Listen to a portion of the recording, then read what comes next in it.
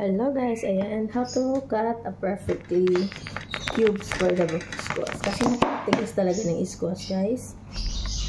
Yung kalabasa, sobrang tigas po niya.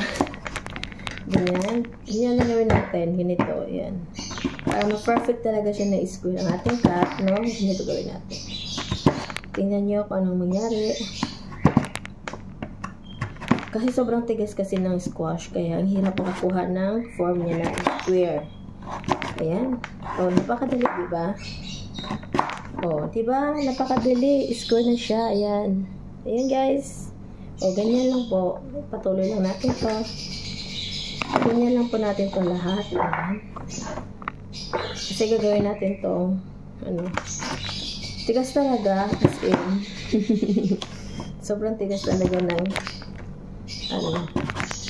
squash. Yung kalabasa, sobrang tigas, promise. Ayan. O, diba? Perfect. Perfect match. Hindi naman naging square yung iba. Naging triangular. Wala. Ayan, guys. Tigas kasi yung kalabasa nila dito. At saan naman siguro matigas ang kalabasa. Kunin muna natin ito ng liso pala. May panakunan. Ayan.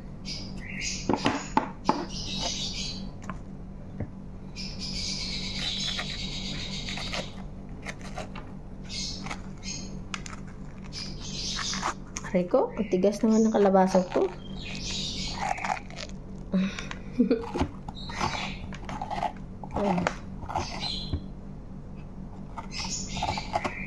Ang hirap paglinis ng kalabasa, no?